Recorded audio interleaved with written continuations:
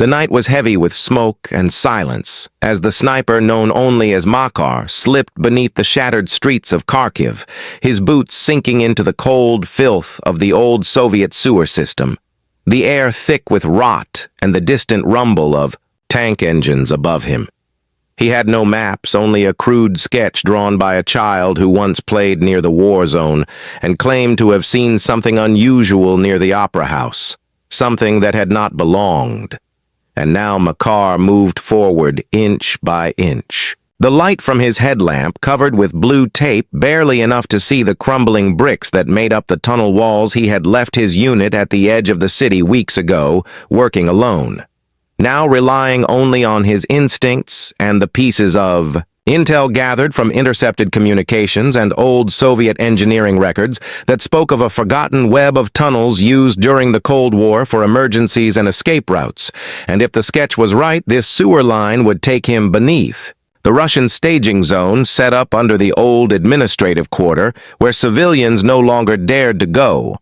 Makar crouched in silence as he passed a junction where the tunnel forked one path leading toward the river and the other deeper into the city. The air shifted with each step, a foul mixture of decay, sewage, and old iron, the walls sweating under the pressure of war above. And still, he pressed on his rifle carefully slung across his back, wrapped in fabric to muffle sound every few meters. He stopped, listened, felt for vibration. Not from footsteps, but from the machinery of war tanks rumbling above engines, idling the thudding chop of helicopters, and then nothing, just the sound of his own breath filtered through the cloth over his mouth and the slow drip of water echoing from far ahead. He moved again, slower this time, past a collapsed segment where rubble had narrowed the passage into a crawl space barely wide enough for a man. And here he dropped to his belly, sliding through sludge and mud, until the walls opened again into a chamber lined with rusted pipes and an old maintenance hatch set into the ceiling, just as the child had said. He paused beneath it, listening carefully. Above was silence, but a kind of heavy silence, the kind that warned rather than comforted. He reached up, brushing aside the slime that caked the edges, and felt the handle still intact and cold as if untouched for decades. But someone had been here recently. A faint boot print in the muck, too. Sharp to be old, too recent to be washed away by time or water, and his heart tightened in his chest, not from fear but from certainty. He pulled back, lowering his body against the tunnel floor, and waited, counting breaths, counting seconds, listening. For movement above or around then, something, a metallic clink, distant and deliberate, not from the hatch but from behind, and when he turned his lamp low, he saw the glint of something small and silver stuck in the muck, a fragment of a comms device, broken, torn as if dropped in haste or during struggle. He picked it up, wiped it against his sleeve, pocketed it, and moved on deeper toward the grid that should lead toward the opera house. The map in his mind traced each step, and the sketch tucked. Inside his chest pocket pulsed like a heartbeat as the walls narrowed again, and he passed a point where the ceiling cracked open above, showing a sliver of night sky broken by the jagged outline of a ruined building, its skeleton silhouetted against faint moonlight. And in that moment he paused, not because he saw something, but because he felt something, the way animals feel, storms before they come. The silence here was different, not empty, but watching, as if the city itself held breath beneath the rubble. And as he looked up toward the crack, he thought he saw movement, not a shape, but a flicker of heat, something warm against the cold of the night, and then it was gone. So he moved again, faster now, driven by a feeling that he was close, closer than command ever thought possible. At the next turn, the tunnel sloped downward toward an old pumping station marked on no modern map, and here he found signs of recent use, discarded rations, boot prints in the grime, and a faint smell of diesel. That should not be here, not unless someone was running a generator, and in this silence that would echo for miles, yet nothing could be heard above, not a hum, not a thrum, just the heavy silence again, but he knew now someone had been here. someone was possibly still here, and that someone was important because no ordinary soldier would risk setting up in such a fragile and exposed location unless they were ordered to, unless they believed they were safe and untouchable. And now, Makar moved. Like a shadow through the tunnel rifle, unslung. Pistol-drawn senses sharpened as he followed the curve of the wall toward the heart of the structure, deeper and darker, until he came upon a grated wall of iron, old and rusted, but not broken and behind. It a corridor leading upward into the foundations of the opera house. And there again, he paused. He pressed his ear to the grate, listened and waited, and then there it was. The faintest whisper of voice in Russian, deliberate, low, and calm. Not soldiers. Not casual chatter, but planning tactical movement numbers, mentioned names, and a single call sign repeated twice, Chernoyar, Chernoyar. And that was the name, the one mentioned by captured scouts, the one that Ukrainian intelligence had flagged as. A code name possibly connected to General Moroz, the ghost who commanded from the shadows, who never stayed in one place, and yet whose operations were precise and brutal and coordinated with near-perfect efficiency. And Makar knew if this was true. If Chernoyar was here, then Moroz was not far. But something was wrong. The voices faded too quickly, not like they had moved, but like they had been cut off, as if the feed had been silenced, or the people had vanished into the walls themselves, and that silence again filled the space like a storm cloud waiting to break, and then a noise not loud but deliberate behind him in the tunnel, the soft scrape of movement followed by nothing, and when he turned light off, breath held, he saw only shadow. Yet the air had changed again, warmer, closer, as if someone else now shared the tunnel and was watching him just as he watched them. But neither moved, neither spoke, and the tunnel stretched ahead like a throat ready to close. Hours passed, and Makar moved like a ghost under the city, navigating turns and narrow crawlways, guided only by instinct and the faint glint of light through manhole seams. The sewer stank of war and sewage, of rot and forgotten battles, and above him the city trembled, with distant artillery as tanks moved like thunder across broken roads. But Makar heard none of it anymore. He had entered the silence, the kind only those who lived long in war could understand, where breath slows and heart calms, and every corner becomes a question, and every shadow whispers danger. And here in the deep underbelly of Kharkiv, he hunted not with eyes or weapons, but with patience. He stopped beneath an iron stairwell, rusted and soaked from dripping pipes above and from here. He could hear the voices clearer. Russian calm, composed not like soldiers under stress, but like officers who believed they were safe, discussing troop placements and aerial corridors and fallback lines. And among the chatter came a single name that caused the air to thin around Makar's ears. Moroz, the name spoken not like an idea or rumor, but like a presence in the room, and they said it again with respect and urgency, not knowing that beneath their boots, in the filth of the tunnels, someone listened with fire in his chest. Makar did not move, not yet. He pressed his ear to the wet brick and listened, every word dripping down like blood from a wound. And he caught mention of schedules and a convoy set to leave at dawn, a fallback to the western edge of the city. And then came the word perimeter, and after that, bunkers plural, not one, not two, but a network, and they were using the ruins of state buildings hiding behind the bones of culture and memory. And then one voice, quieter, older. Colder, said he arrives at midnight. He stays only 3 hours. Then he vanishes again like a curse. And the others grew silent, and Makar knew then without doubt that Moroz was not just a name, but a shadow behind every failed ambush, every lost checkpoint, every column of ash where a neighborhood once stood, and now he was within reach. The voices faded, replaced by the low hum of a generator deeper in the network, and Makar crept forward inch by inch toward the glow bleeding through the cracks of another rusted grate, and beyond it, the faint outlines of figures in dim light. One leaned over a table pointing at a map. Another spoke into a headset, and on a nearby crate sat a briefcase closed and locked with military precision and everything about. The room told Makar this was not a field unit. This was a nerve center, something temporary but vital, and still no sign of the general, no face to match the myth. But there was movement upstairs above the room beyond another wall, as if someone was pacing slowly with purpose, and the steps were not rushed, not panicked, but deliberate, like a man who knew time was on his side. Makar backed away, keeping low beneath the curve of the tunnel, and followed the pipeline that curved along the wall cold, to the touch and humming faintly with pressure, and then he found a break in the brick. A hairline crack wide enough to glimpse a stairwell. Concrete narrow lit with a red emergency bulb, and from that stairwell drifted smoke from a cigarette sharp, and recent.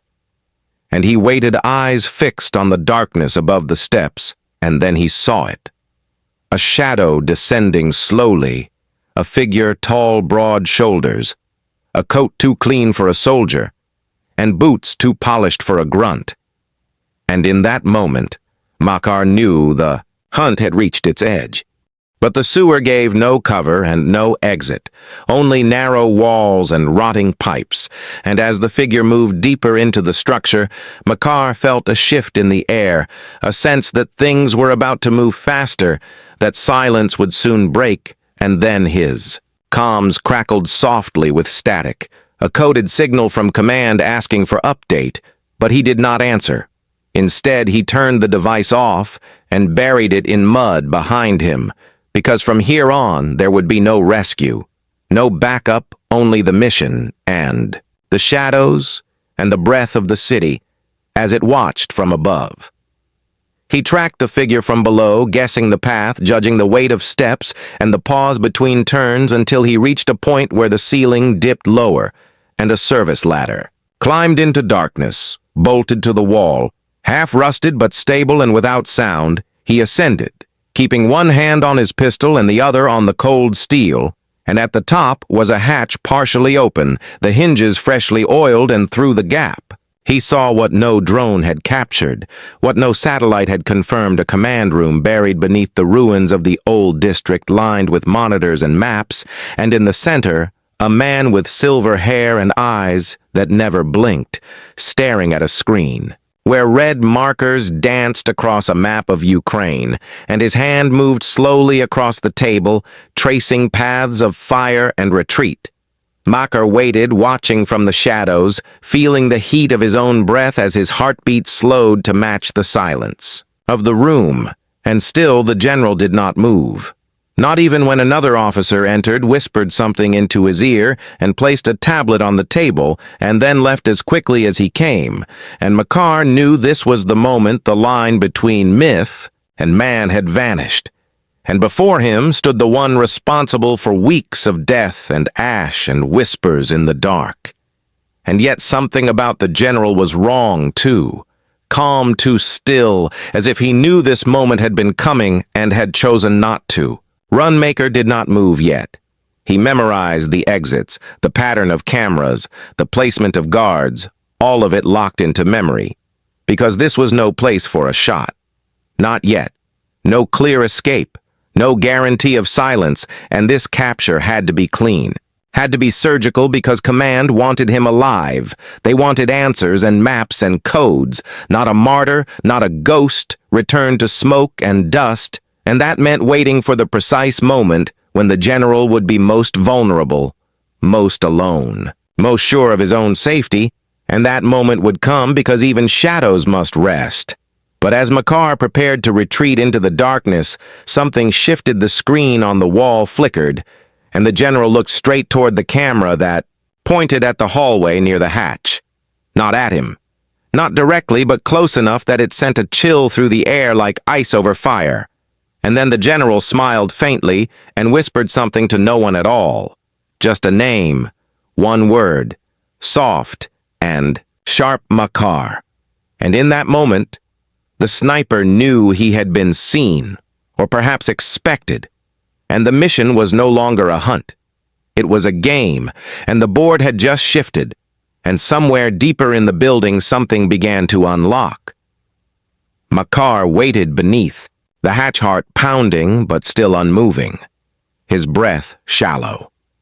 The cold steel beneath his fingers biting, but steady and above the faint glow of red emergency lights, bled through the cracks illuminating a world of shadows and whispers and beyond.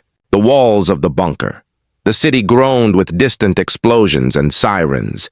Yet inside this buried command post, all was calm. Calculated and deadly stillness that held a secret, and then suddenly a sound, a shift in the stale air, the click of a lock disengaging the subtle scrape of metal against metal, and the hatch above creaked open with a slow grinding protest and light spilled down into the tunnel, bathing the grime and mud in an unforgiving glare. A figure appeared at the top of the ladder, a guard, perhaps, or an aide, someone who carried orders, but not a general, someone armed, but not prepared for the silent hunter lurking beneath. And Makar tightened his grip on the pistol ready to fire, but did not, because the man descended, cautiously unaware of the trap closing around him, until Makar struck swift, silent, crushing the man into unconsciousness and dragging him into the shadows behind a stack of crates. And there was no time to hesitate. No moment to pause, only the need to move upward into the labyrinth of corridors that led toward the heart of the operation, the place where General Moroz waited and planned, like a spider in a web of death.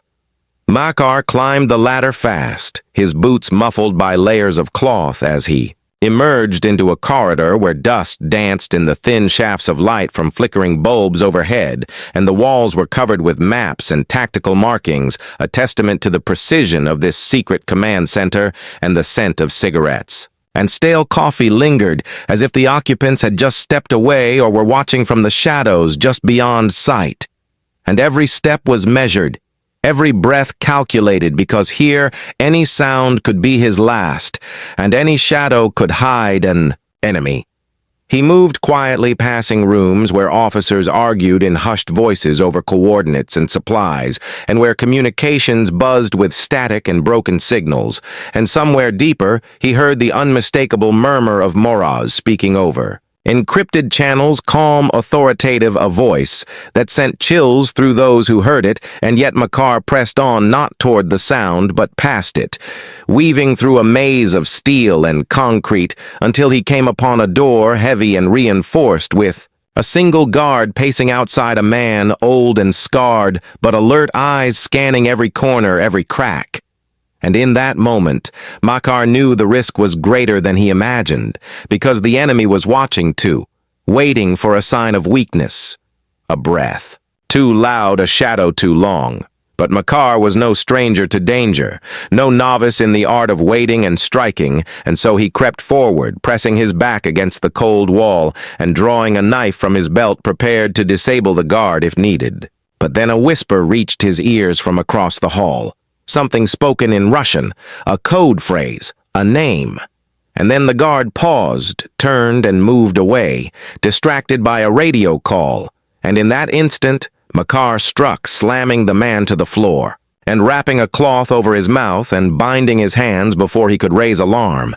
And with no time to waste, he searched the guard's pockets and found keys, an access card, and a folded note with times and coordinates, and most importantly, a single word repeated twice, Chernoyar, and then he slipped through the heavy door into a room dimly lit by a single lamp inside. The room was a map spread across a table with pins and threads connecting points across the city, and a laptop with files open and a phone with missed calls, and most haunting of all, a chair facing away from the door. And slowly Makar moved closer and saw the broad shoulders, the silver hair, the calm poise that matched every description he had heard in whispered conversations and intercepted transmissions, and there he was, the ghost.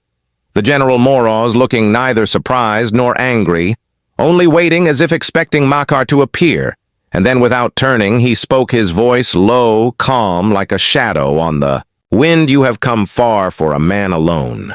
And Makar felt the weight of that voice heavy like chains, yet he did not speak. Moroz finally turned slowly, and Makar caught the eyes, steady, cold, and unreadable eyes that seemed to pierce through the smoke and rubble of a broken city. And then the general smiled faintly, a smile that held no warmth, and said, "There are worse traps than these tunnels, sniper, and you are about to find them." But before Makar could react, alarms blared throughout the complex, and red lights flashed, casting frantic shadows against the walls, and heavy footsteps thundered closer, and Miraz moved to a panel pressing buttons with a calm that made Makar realize he was not simply a prisoner, but a player in a game far more dangerous than he had imagined. Suddenly, steel doors slammed behind Makar, cutting off retreat, and windows flashed images of soldiers mobilizing, rushing toward the command center, and the air filled with tension and the smell of gun oil and fear. And then a voice over the intercom spoke in Russian, declaring a lockdown and sealing every exit, and Makar knew he was trapped, but not defeated, because somewhere in the maze of tunnels below, allies moved toward extraction, and the game was far from over. And then Miraz's voice came again, softer now, but edged with a threat. "You are brave but foolish, sniper. This city is my web, and you are but a fly caught in it." And as Makar gripped his pistol tighter, he prepared to answer not with words, but with action. Because the true hunt had only just begun, and somewhere beneath the streets, the sewers whispered secrets of survival and escape. The red glow of emergency lights cast long, twisted shadows along the walls of the underground bunker. As Makar crouched behind a stack of crates, his breath shallow, his heart pounding like a drumbeat in the silence between gunshots. Beyond the reinforced doors, he could hear the heavy footsteps of soldiers mobilizing, the crack of radios, and the distant roar of tanks moving above, and yet inside this claustrophobic labyrinth, all was eerily calm. A deadly calm that screamed of danger waiting just beyond the next corner, and with every breath Makar could feel the weight of the mission pressing down, crushing every thought except the single imperative to survive and complete the raid. Slowly he moved from cover to cover, navigating the maze of concrete corridors and steel reinforcements. Every step measured, every muscle tensed, ready to spring into action at a moment's notice, the map memorized in his mind. But the reality far more complex than any drawing as he passed rooms filled with scattered papers, empty cups, and half-burnt cigarettes. Remnants of a command post abandoned in haste, or perhaps recently vacated by officers sent to deal with the intruder. And then from around a corner came the sound of voices, low, urgent, whispered commands in Russian, and Makar froze, pressed himself against the wall, blending with the darkness as the footsteps approached, and then past him. A patrol of 3 soldiers moved cautiously, checking each door, their weapons ready, their eyes sharp, and Makar waited until they passed before continuing. Deeper into the fortress ahead lay the Central Operations Room, the nerve center of the Russian occupation. Here Miraz directed his forces, here the plans were made, and from here the fate of countless lives was decided, and Makar knew capturing the general was not just a mission. It was a chance to break the chain of command and strike a blow to the enemy's heart. But the risk was greater than ever because the soldiers were on high alert, and any mistake would mean death and discovery, and yet he pressed on, moving with the silence of a shadow across stone and metal. And then he heard a voice, clear and commanding, cutting through the hum of machines. It was Miraz speaking to his officers, issuing orders, calmly confident as if he believed himself untouchable, and Makar swallowed the fear, tightening his grip on his weapon, and prepared for the final approach. The door to the operations room was guarded by 2 soldiers, their faces hard and their eyes cold, and Makar knew he had to act. Fast he waited until the voices within grew louder, and then in a swift motion he incapacitated the guards one by one with precise blows and dragged them into the shadows out of sight. And then he slipped inside the room, where the air was thick, with tension and the hum of electronic equipment, and at the center of the room sat Miraz, still calm, collected, his eyes piercing, as he looked up and met Makar's gaze without a flicker of surprise or fear, as if he had been expecting this moment. All along. Miraz smiled faintly, his voice low and steady. "You have done well to get here, sniper, but the question is, will you survive the night? and with that he pressed a button and the room was plunged into darkness except for the red emergency lights casting an eerie glow and the sound of heavy machinery starting up as steel shutters began to close, sealing the room, and then the hum of something mechanical moving into position, and Makar felt the cold steel of a trap sliding into place, and knew he was surrounded but not yet defeated, because even in the darkest moments, there is always a chance, a way out. And with that thought, he moved toward a side panel, noticing a small hatch partially open, leading into the ventilation system. Without hesitation, he slipped inside the narrow duct, crawling on his belly, the metal cold against his skin, and the sound of his breathing amplified in the confined space, and above him, the muffled voices of soldiers searching the room and the distant clatter of equipment being prepared for defense, and then he heard Moraz's voice again through a speaker taunting him, daring him to come and take what was his. And Makar gritted his teeth, focusing on the path ahead, knowing every second counted, and every step could be his last. And then he saw the faint glow of an exit hatch, and pushing forward with all his strength, he emerged into a corridor where the emergency lights flickered weakly, and the air was thick with dust and smoke. Here the situation changed. The soldiers were alert and searching aggressively, and Makar felt the net closing around him, and yet he moved fast, slipping into the shadows using the confusion and chaos to cover his movements. And then he came upon a stairwell, leading downward, the sound of running water below, and instinctively he knew this was the path back into the sewers, the labyrinth beneath the city that had become his sanctuary and his weapon. And with a burst of speed, he descended the stairs into darkness and relief washing over him as the cold, damp air filled his lungs and the familiar scent of earth and decay welcomed him back to the underground world where he was strongest and most alive. But the dangers were far from over, because as he moved through the tunnels, he could hear the pounding of boots echoing behind him, the enemy following his trail, determined to reclaim their prize, and somewhere in the twisting passages he felt the weight of the general's threat hanging in the air like a storm waiting to break, and then ahead a flicker of light, a shadow moving too fast, and Makar knew the final confrontation was near, and he steadied his aim, preparing to face the darkness once more, because this was no longer just a raid. This was a fight for survival, and the fate of the city hung in the balance. The tunnels beneath Kharkiv echoed with the distant thuds of footsteps, heavy and determined.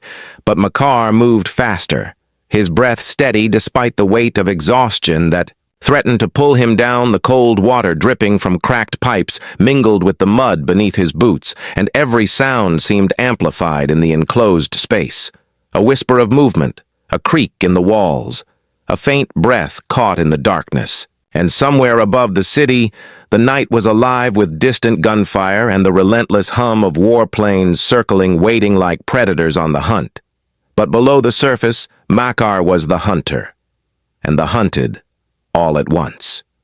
He pressed forward through the labyrinth of sewage and forgotten tunnels, relying on the map etched into his mind, the only light, the weak glow of his lamp muffled by cloth to avoid detection. Every corner held the possibility of danger, every shadow a potential enemy, and yet he was closer than ever to the prize, the Russian general, whose capture could turn the tide of this brutal conflict. And with each step he felt the pull of destiny tightening like a noose around the neck of a city, gasping for breath.